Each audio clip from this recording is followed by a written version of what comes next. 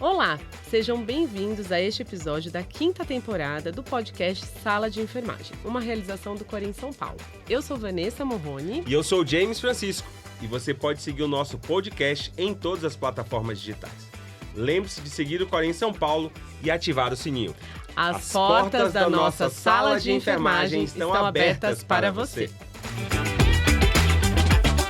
No episódio de hoje, vamos falar sobre uma atuação da equipe de enfermagem num tema extremamente importante, as doenças raras. Como esses profissionais no seu dia a dia têm lidado com esses desafios, porque eu acredito que seja um desafio para cada um de nós profissionais de enfermagem, enfermeiros auxiliares e técnicos, cuidar desses pacientes, porque não são condições que estão no nosso dia a dia, né? Quais são as características que tanto pacientes adultos quanto crianças, que eu acredito, né, que as nossas convidadas vão trazer essa abordagem, se são mais adultos ou se são mais crianças que lidam com essa temática da doença rara. E para isso, nós temos aqui pessoas que atuam no dia a dia explorando esse tema. Não é isso, Vanessa? É isso mesmo, James. E para aprofundarmos esse assunto, convidamos Geisa Luz, que está conosco de forma remota. Bem-vinda, Geisa. E Simone Pavani, que está aqui presencial. Então, sejam muito bem-vindas. Obrigada, James. Obrigada, Vanessa. Obrigada ao Conselho Regional de estar hoje aqui com vocês e falando desse tema de grande importância para a enfermagem. Acho que uma das primeiras coisas que a gente tem que só conceito, enfim, precisa, é o que caracteriza uma doença rara, né? Ela caracteriza, primeiro, ela tem uma baixa frequência na população, hoje mais ou menos em torno de 5% da população. No Brasil, que se calcula em torno de 13 milhões de pessoas são acometidas com doenças raras e no mundo em torno de 200 milhões. A Organização Mundial de Saúde também diz que 65 pessoas em cada 100 mil indivíduos, ou 1,3 também de indivíduos a cada 2 mil. O que acontece com as pessoas acometidas com essa doença? Geralmente são crianças, são 75% dessas doenças são acometidas na infância, crianças, sendo que 80% delas são de origem genética.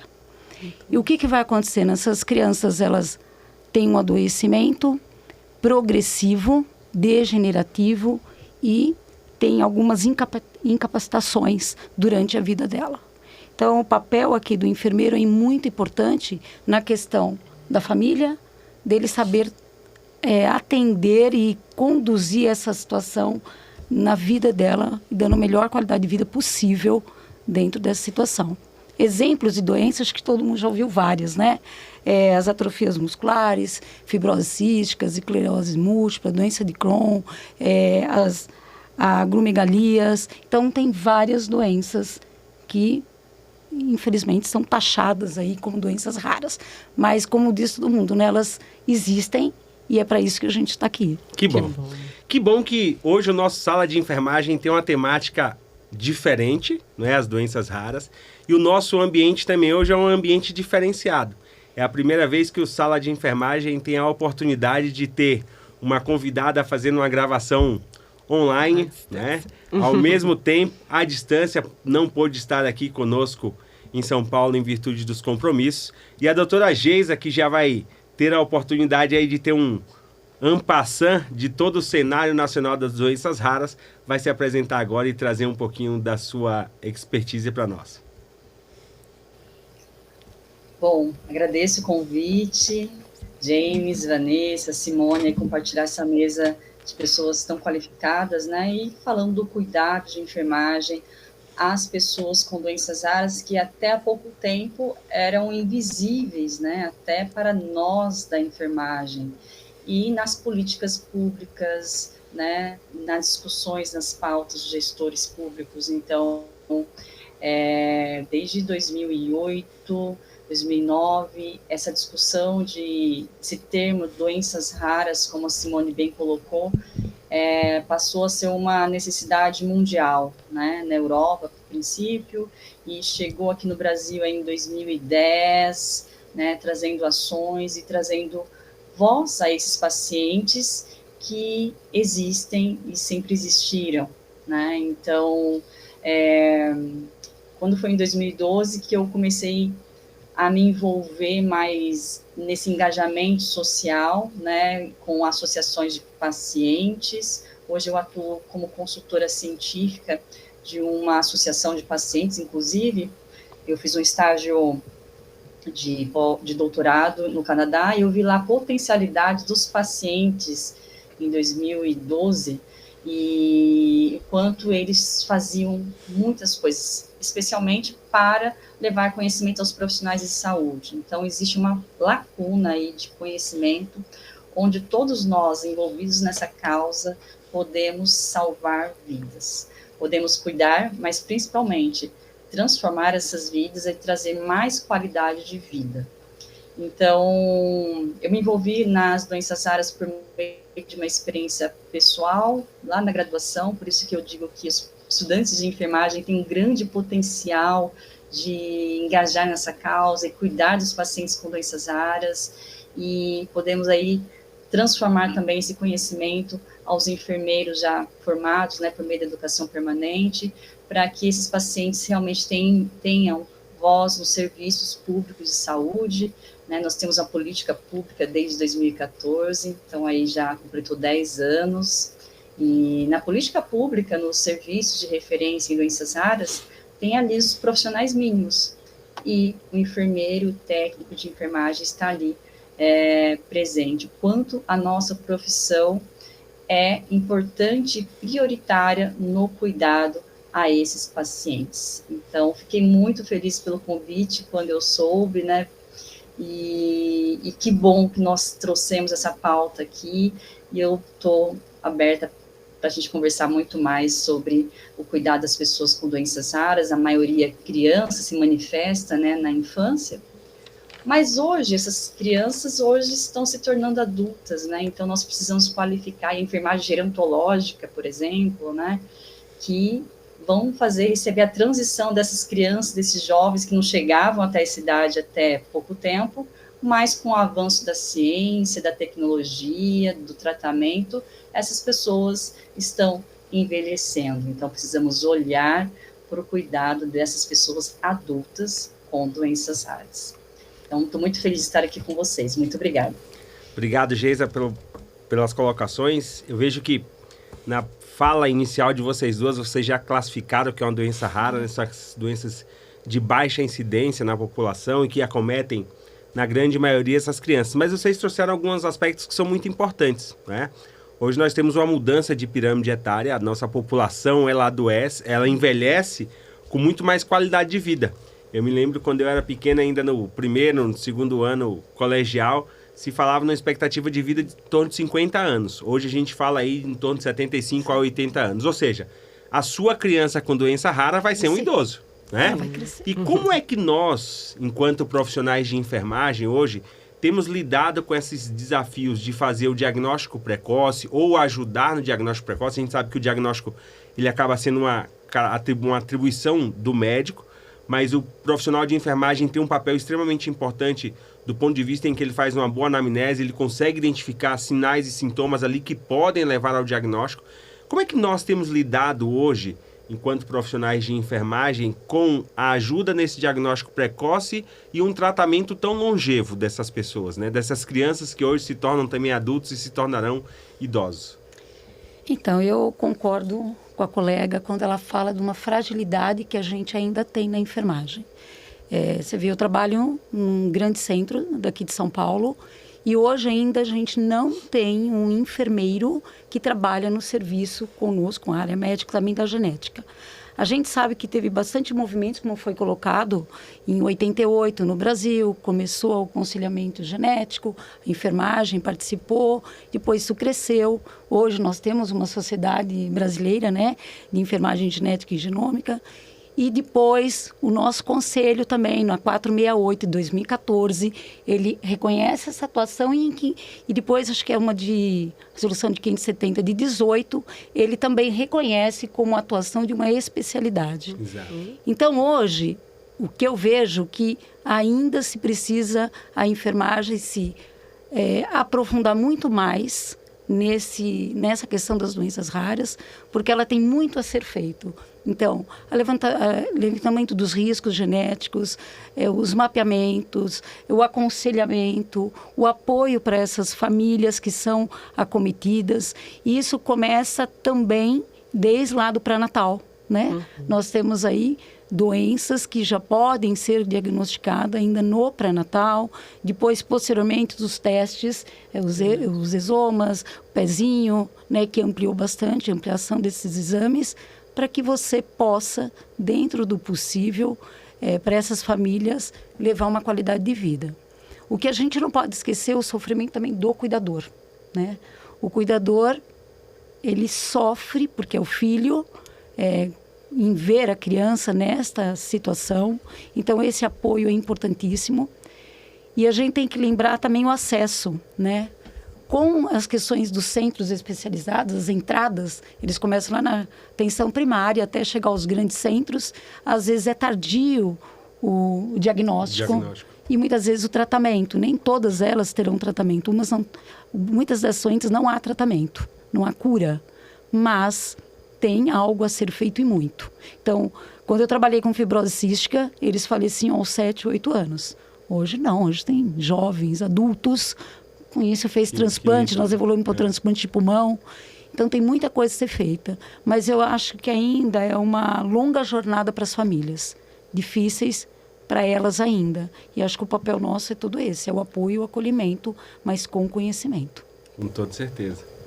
E aí, Geisa, essa experiência do interior paulista, conte pra gente.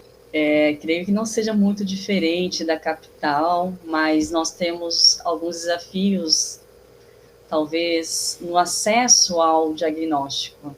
Nós temos pacientes que eu conheço aqui na região que têm dificuldade a chegar a um serviço de referência, né, como a Simone colocou, que ela atua no serviço de referência, que fica numa fila até 6 meses para chegar a um geneticista. E muitas vezes ela nem consegue chegar, porque essa criança vai a óbito muito precocemente. Então, a atenção básica tem um papel fundamental, e o cuidado da enfermagem em ações tão simples do ponto de vista, né, do profissional, mas que salva vidas, uma vez que o tempo, como bem já foi colocado, é um luxo para essas pessoas. E não é só uma garantia de direitos, é realmente a sobrevivência, a qualidade de vida. Então, em ações com a puericultura, né?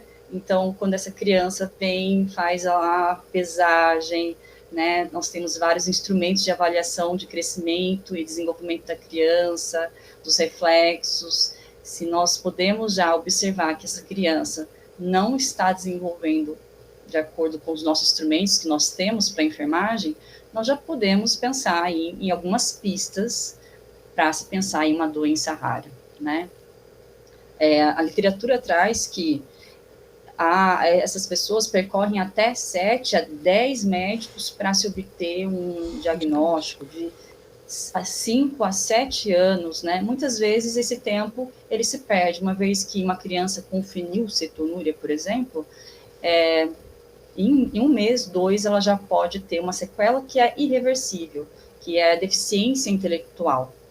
Então, o diagnóstico precoce, o tratamento precoce, de fato, salva a vida dessas crianças. Nós temos uma política aí desde 2001, 2002, que é o Programa Nacional de Triagem Neonatal, que ele é um ciclo, né? Ele faz orientação pré-natal, disponibiliza o teste, a coleta, que nós temos que abraçar essa causa nossa, a coleta é da enfermagem, precisamos qualificar esses profissionais, porque um erro de coleta, ela tem uma consequência grave na vida dessas crianças, que pode ter um diagnóstico tardio. Então, falo muito isso com meus alunos aqui, para os profissionais que eu tenho contato na enfermagem.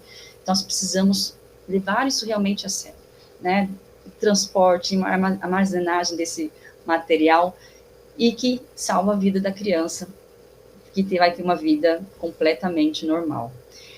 Além disso, né, nós podemos identificar sinais precoces, podemos, por meio de informações na história desse paciente, identificar outros pacientes com um tipo de doença rara e pensar sobre aquela família, né? Será que essa família também não tem, por exemplo, a fibrose cística, bem colocou, iniciei a minha vida nas doenças raras por meio de um paciente com fibrose cística, né?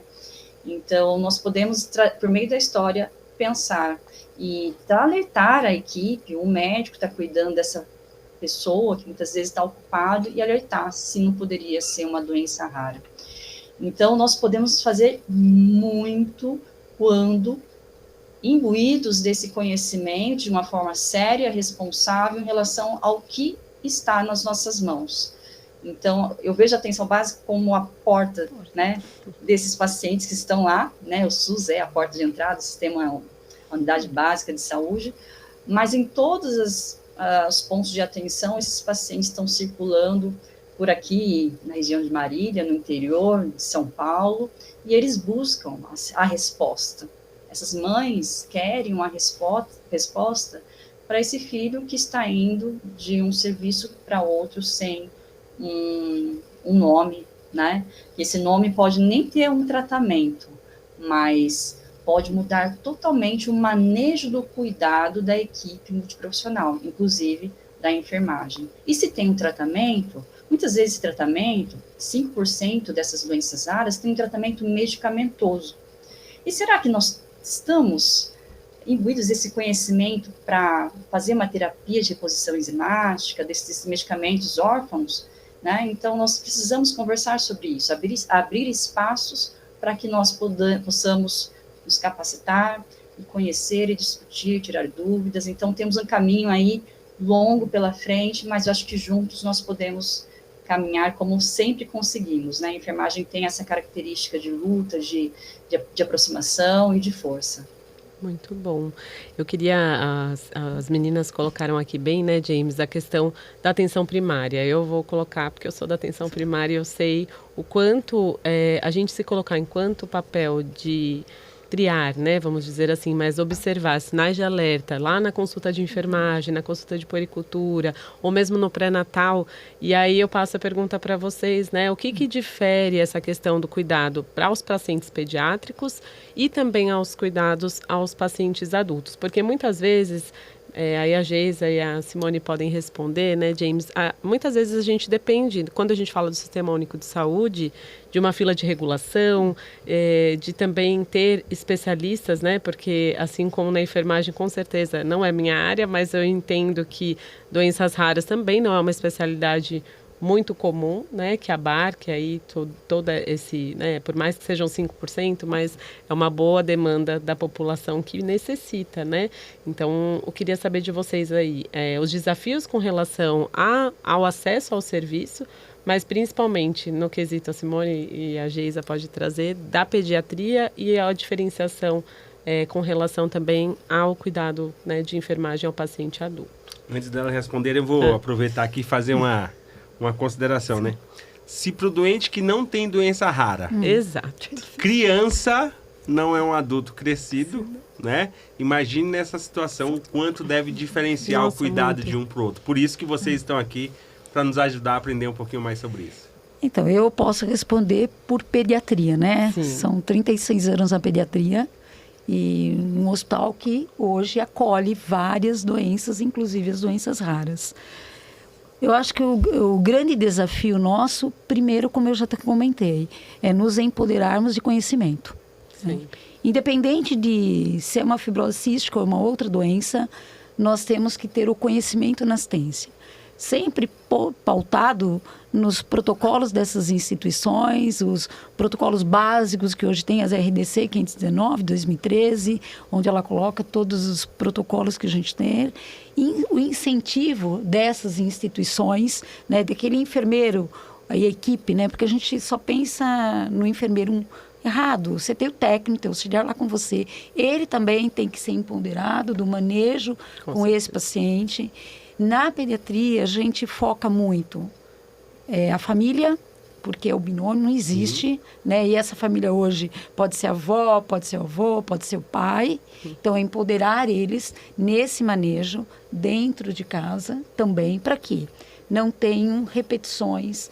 internações repetitivas, pioras do quadro clínico. Conhecimento dos sinais de alerta, sinais de né? alerta, a adesão por parte, não agora da criança, mas porque ele vira um adolescente também, e muitas dessas doenças... Das fases da vida. Ela pode dar aquela questão, mexe às vezes com a imagem, a parte psicológica desse adolescente, e eles às vezes abandonam os tratamentos e voltam às instituições. O que, falando até da atenção básica, que o que eu acho muito importante, que hoje nós temos no SUS, que é a atenção domiciliar, que é os EMADs. Os EMADs. E isso ajuda e muito. Mas eu ainda vejo uma fragilidade que não chega para todo lugar. Não é todo mundo que é rápido conseguir o EMAD. O EMAD é excelente, toda essa política, porque... É que tem uma burocratização, né? Até classificar o paciente, até entender, mas isso é... Então, é isso que a gente fica, como a Geisa falou, né? A questão do tempo é precioso para esse paciente. E muitas vezes o tempo ele é escasso e a gente acaba não dando assistência. E ele retornar para a casa dele. O melhor lugar é a casa dele, desse paciente. E com isso você melhora a questão dos giros de leito nas instituições, você não tem as superlotações, ele não volta na questão do hospital somente quando há indicação. Então, acho que é um contexto da enfermagem, desde a parte primária, da adesão, do monitoramento, de retornar aos ambulatórios, de acompanhar, de assistir a família, e só internar mesmo se for preciso. Né? Então, o EMAD e essas políticas, elas colaboram muito com isso. Que bom. Geisa, e na questão dos adultos, o que você pode contribuir para a gente? Olha, eu vejo que o cuidado de enfermagem para os adultos de enfermagem, tanto como eu já falei, auxiliar, apoiar, ter essa escutativa desse adolescente, né, que a Simone colocou, que passa por uma fase tão difícil, já ouvi histórias, né, que eles abandonam o tratamento, e então depois voltam porque entendem a importância, muitas vezes vão para uma fila de transplante, então é uma fase muito difícil da vida deles também. E depois, para essa passagem da vida adulta, o apoio da enfermagem, da orientação é extremamente importante. Pode ser a ponte, né, para a autonomia dessa pessoa para a vida adulta que tem uma doença rara, né, viver com uma doença rara com dignidade e que passa muitas vezes por diversos desafios, não só no serviço de saúde que nós falamos aqui, mas quando a gente olha para a vida social, de relacionamentos, de amizades, de construir uma família, da infertilidade que muitas dessas doenças podem trazer, da questão do mundo do trabalho, do mercado de trabalho, que ele ainda é excludente, então essas pessoas passam por diversos desafios, e quando essa doença rara, ela possui características físicas visíveis, vamos dizer assim, esse desafio é ainda pior. E tem doenças raras que são invisíveis e que as pessoas, esses profissionais, são questionados, mas não parece que você tem uma doença grave tão rara assim. Então, esses questionamentos para a vida dessas pessoas é muito difícil, né, de lidar com essas situações na universidade, no acesso a diversos momentos sociais de lazer também. Então, eu vejo que temos aí uma área da enfermagem que ajuda não só na vida adulta, né, mas para outras doenças graves também, na vida infantil. A gente sabe que 30% dessas doenças, dessas pessoas, dessas crianças com doenças raras, elas vão a óbito antes dos 5 anos de vida. Nossa. Então, essa é uma realidade. Pensando nisso, olhar para os cuidados paliativos nas doenças raras é fundamental em todos os ciclos da vida. Então, quando chega na vida adulta, temos que olhar também, dependendo da doença, ela pode progredir mais rapidamente ou não, mas pensar no cuidado paliativo, no alívio da dor, né, do conforto, da dignidade, também é uma área que nós podemos aliar no cuidado às doenças raras. Então, temos aí uma área aí muito ampla de cuidado a esses pacientes que estão querendo falar, querendo ouvidos, né, no serviço de saúde, uma escuta realmente ativa, para que eles tenham espaço de serem ouvidos, cuidados, de acordo com o cuidado individualizado, né, com um tratamento individualizado. Nós temos aí protocolos clínicos terapêuticos via sistema único de saúde, com diversos tratamentos. Mas olhar para esse paciente de acordo com a sua individualidade, muitas vezes esse paciente com doença rara, ele não consegue se encaixar naqueles critérios ali. Exato. Então, precisamos olhar e pensar em outras possibilidades de cuidado para ele também, de tratamento. Então, cuidar de doenças raras é realmente ampliar e conhecer de fato esse paciente em detalhes, né, com dados mais afinados e um olhar qualificado de fato para essa família, uma vez que toda família ela é acometida, né? Então precisamos olhar aí para aconselhamento genético também, que o COFEN aprovou por meio de uma resolução, onde a enfermagem, quando qualificada, ela pode atuar no aconselhamento genético também. E essa pessoa com doença rara, ela vai, muitas vezes, querer construir uma família. E quando bem orientada, ela vai tomar a melhor decisão para ela. Muito obrigado aí pelas considerações de vocês. Vocês trouxeram temas extremamente importantes, né, na fala de vocês. E na nossa 5ª temporada do podcast, né, Sala de Enfermagem, nós vamos discutir uma outra condição, que é o PCD e o enfermeiro com algumas outras necessidades, deficiências que precisam ser trabalhadas. E pela fala de vocês, a gente percebe justamente que a doença rara é uma outra condição que coloca não só o paciente, mas também, às vezes, o profissional de enfermagem, porque ele também é acometido por esses cenários, né? E deve ser uma preocupação nossa, então, fazer esse entendimento, buscar essa acessibilidade a todos para que a gente possa promover um cuidado diferenciado, né? E, é claro, também ter esse olhar holístico, que na sua fala, Simone, você trouxe uma coisa que me chamou muita atenção, né? A questão do adoecimento do cuidador. O cuidador, por si só, ele passa por um processo de adoecimento também. Porque, para todos nós aqui que somos pais, ter um filho doente sempre é algo extremamente complicado, né? E ter essa condição de doença dentro da família por um período muito longevo leva justamente a essa diferenciação do olhar para o profissional de enfermagem. Um movimento empático, um movimento diferenciado para entender as dores daquele acompanhante que muitas vezes chega, né? E o Corém São Paulo teve, junto com o sistema COFEN Corém, no Janeiro Branco, um papel importantíssimo de discutir a saúde, né, do cuidador, porque é algo que hoje mostra, principalmente o profissional de enfermagem, um fator de empecilho, porque esse cuidador, quando ele chega cansado, estressado, ele é foco de atos violentos contra o profissional de enfermagem, né? Então a gente precisa realmente fazer com que esse olhar possa ser um olhar ampliado e diferenciado. E por isso eu vou perguntar para vocês, já que essa condição do cuidador, ela é importante, né? O familiar, ele chega nesse ambiente de saúde com o seu filho, com o seu parente, seu ente querido, nessa condição de doença rara, qual é o suporte que nós, profissionais de enfermagem, podemos trazer para melhor receber, para melhor ser empático, né? A Geisa, na sua fala inicial, ela disse que fez enfermagem, então ela já foi escolhida a primeira vez, e ela teve a opção de ser escolhida a segunda vez, que foi quando ela começou a cuidar de pacientes com doença rara. Então eu vejo que você é uma sorteada, Geisa. Você teve 2 escolhas aí pela vida para lidar com situações muito importantes. Como é que vocês trazem esse olhar aí empático do profissional de enfermagem?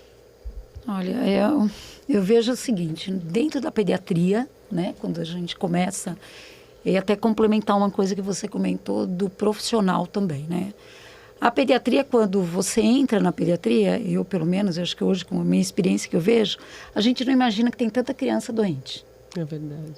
E com as patologias diversas, raras ou não, porque eu lembro que muitas doenças não eram nem consideradas como raras, nem sabiam, mas procuravam alguns centros especializados para elucidar o diagnóstico. E hoje, muitos profissionais, pelo menos que procuram enfermagem na pediatria, não têm essa noção. Quando eles se deparam com grandes centros e vê essa realidade dessas crianças, eles sofrem. E muitos não conseguem continuar a sua jornada dentro da pediatria. Por isso que eu falo, gostar de criança, óbvio, que é difícil quem vai dizer que não gosta de criança. Mas você tem que saber cuidar com conhecimento E você também, ao mesmo tempo, como profissional, tem que saber lidar com toda essa questão mental, da saúde mental, que saiu agora, né? Agora todos os hospitais são obrigados aí, essa Até R1, mais, a né? trabalhar com isso. Então, a gente tem que ter esse olhar, tanto para o profissional, como para esse cuidador também. E isso é só com respeito, com conhecimento. Eu diria que para você que se nós usarmos os princípios da bioética, que é a beneficência, a não maleficência, a justiça e a autonomia, acho que ele é um grande caminho para que a gente conduza aí a nossa profissão dentro da doença rara ou não rara. E amor pelo que está fazendo. E conhecimento. Sim. Que bom, que bom. Geisa? Bom, eu atuo com os estudantes, né, de enfermagem no pronto-socorro infantil. Então, tem casos que eles ficam extremamente sensibilizados, como a Simone colocou. A pediatria tem um ponto que mexe muito com as pessoas, seja profissionais ou estudantes.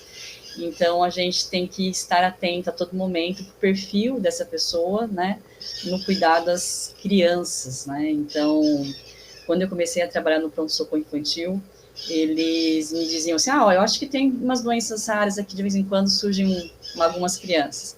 E agora, na minha vivência, a cada 15 dias ou até uma vez por semana entra um paciente com doença rara, né? Então, a gente vê que é a falta de conhecimento, de reconhecer a pessoa que tem uma condição pouco frequente, né? E é essa família, essa mãe, muitas vezes é a mãe, que vem aí e vem dar uma aula, porque essas mães, elas se tornam especialistas, tanto na própria doença rara, como nos cuidados de enfermagem. Então, eles têm muito a nos ensinar, e é por isso que a minha história, eu me aproximei muito dos pacientes, por meio das associações, e o quanto eu aprendi como profissional, como pessoa, como pesquisadora também, e trazê-los para perto é também nos possibilitar, permitir aprender com essas pessoas, né? Então, eu sempre falo isso para meus estudantes, né, que nós temos que estar abertos, né, a essas oportunidades que essas famílias nos trazem de aprender, uma vez que na graduação não existe ainda, né, um conteúdo ali de doenças, cuidados de enfermagem, as doenças raras, mas nós podemos oportunizar na prática quando encontramos essas pessoas. Então, é possível, né, trazer esse olhar, e cuidar dessas pessoas de uma forma qualificada, e por meio da formação desses futuros profissionais, nós podemos mudar essa realidade, e dos novos profissionais também, fazendo aí uma educação permanente e uma capacitação para ajudá-los nessa visibilidade aos pacientes. Olha, eu vou dizer que o nosso podcast hoje está especial, viu, Vanessa? Pois é. Mostra a raridade que nós temos entre viver em São Paulo e viver no interior. Estou ouvindo aqui os passarinhos cantando para a Geisa enquanto ela fala.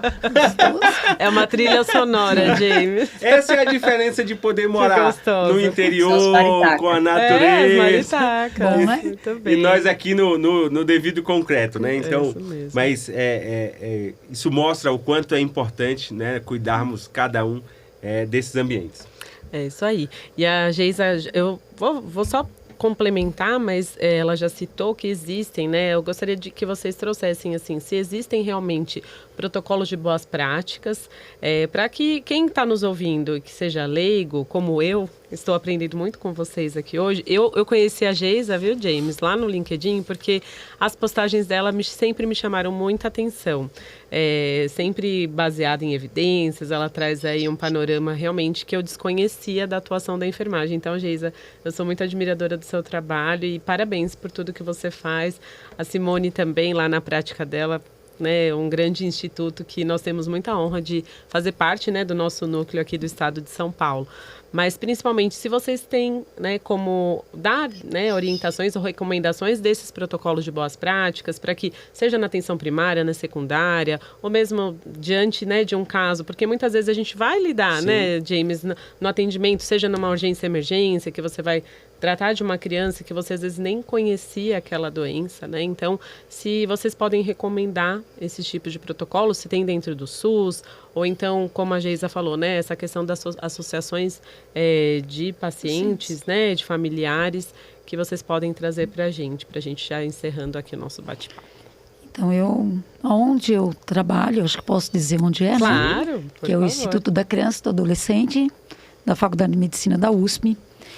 Nós temos há muitos anos, acho que mais de 20 anos, a participação da comunidade. Que bacana. Em reuniões.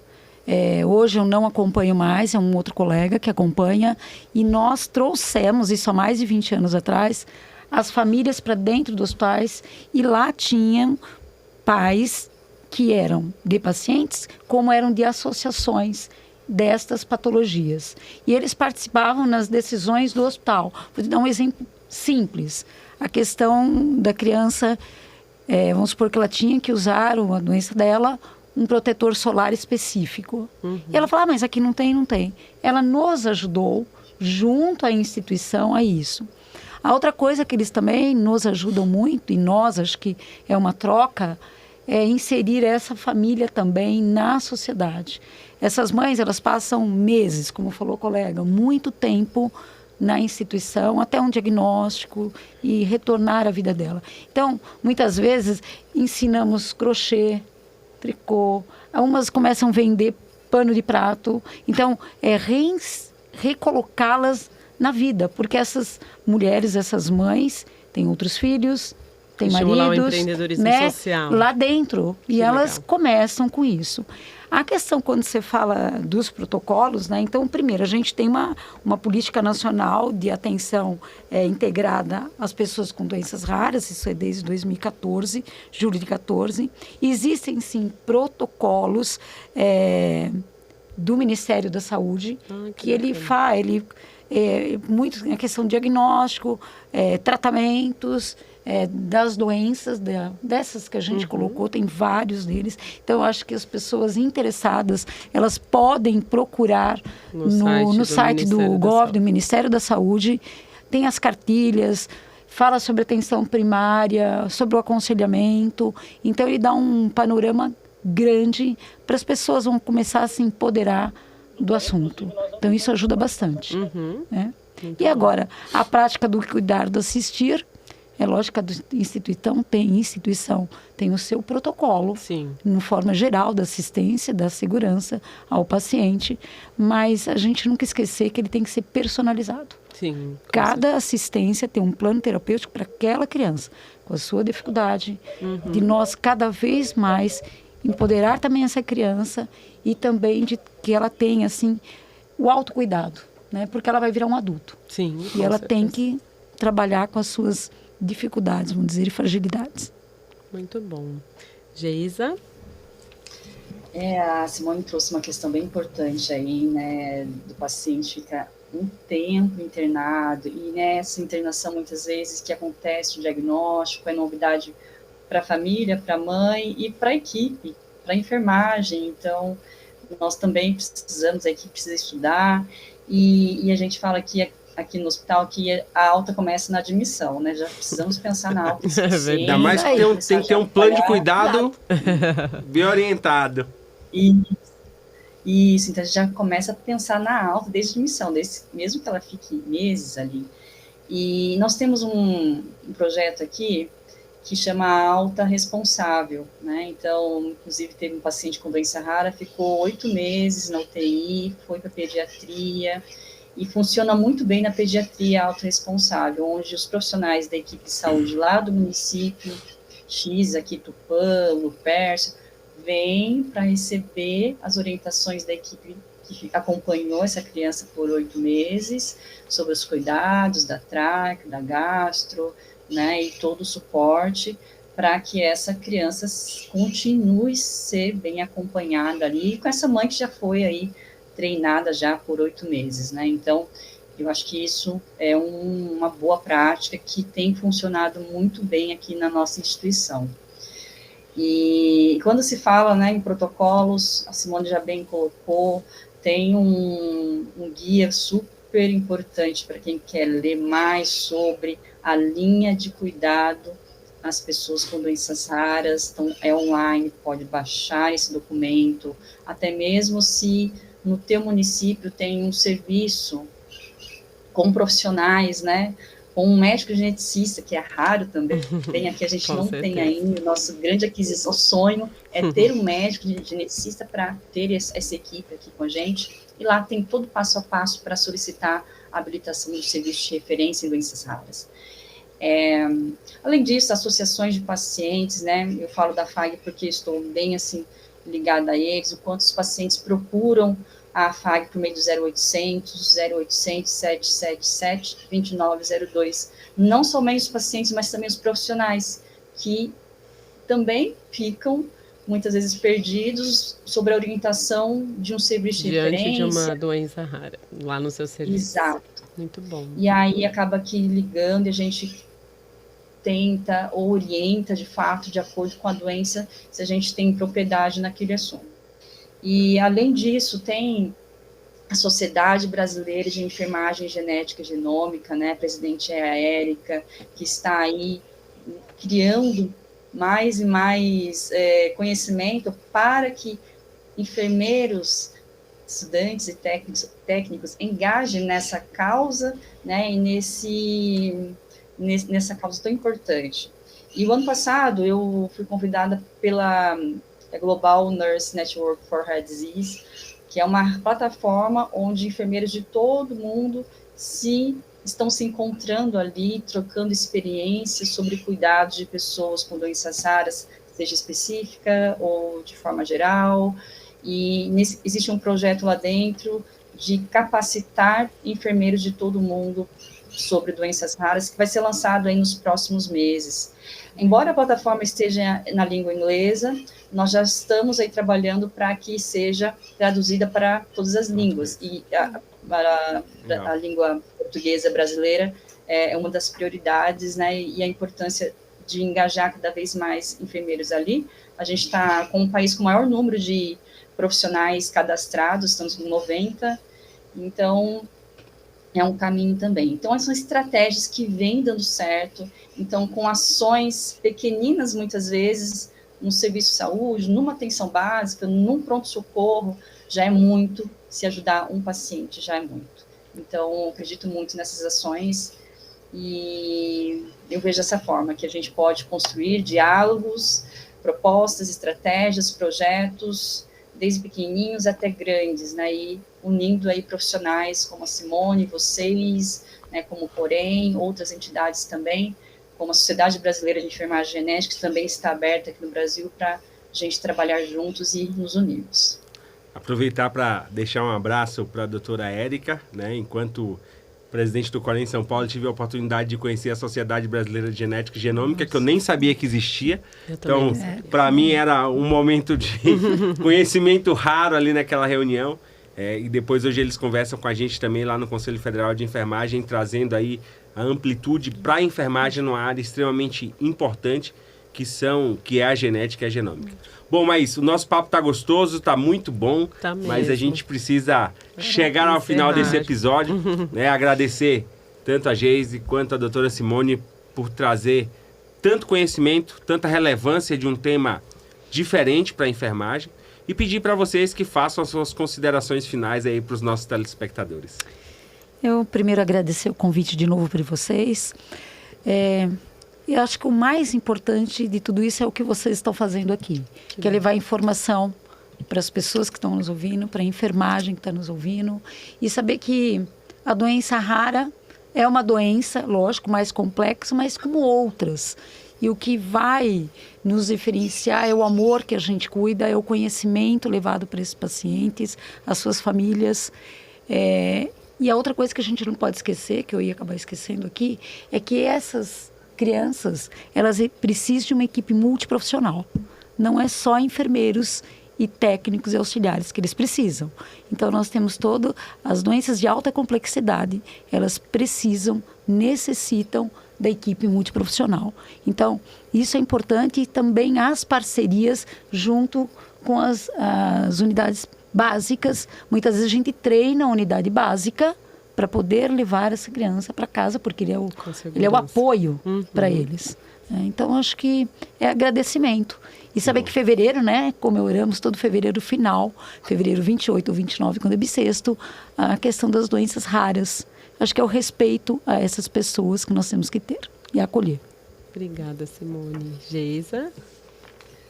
Bom, que mais enfermeiros, né, ampliem a voz desses pacientes que estão aí no serviço pedindo ajuda, pedindo socorro para ser atendido ou, né, mostrar aí algo que é raro, né, e que nós enfermeiros podemos sim fazer algo, mesmo que não tenhamos um conhecimento, assim como eu lá como estudante do primeiro ano de enfermagem, eu consegui ajudar uma amiga com um filho com fibrose cística e eu de fato não conhecia nada, né, tinha pouca base para ajudar alguém com doença rara, mas tinha o quê? Interesse. Então, se você enfermeiro, técnico, estudante, tem interesse, você pode ajudar alguém com doença rara. Então, com interesse, a busca qualificada em fontes confiáveis, é possível salvar vidas das pessoas com doenças raras. Então, essa é a mensagem que eu tenho que deixar para todos nós aqui nesse momento tão importante e agradecer a oportunidade.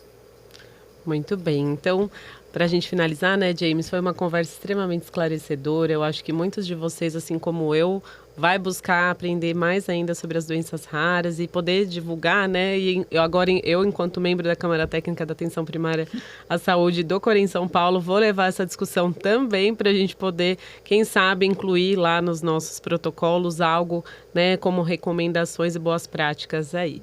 E aí, James, vamos encerrando? É claro, você já sabe. Não esqueça nunca. Inscreva-se no site do Corém São Paulo, inscreva-se nas nossas plataformas digitais, acione o seu sininho para você sempre ser notificado de todas as publicações do Corém São Paulo. Por quê? As portas da nossa sala de enfermagem estão abertas para você.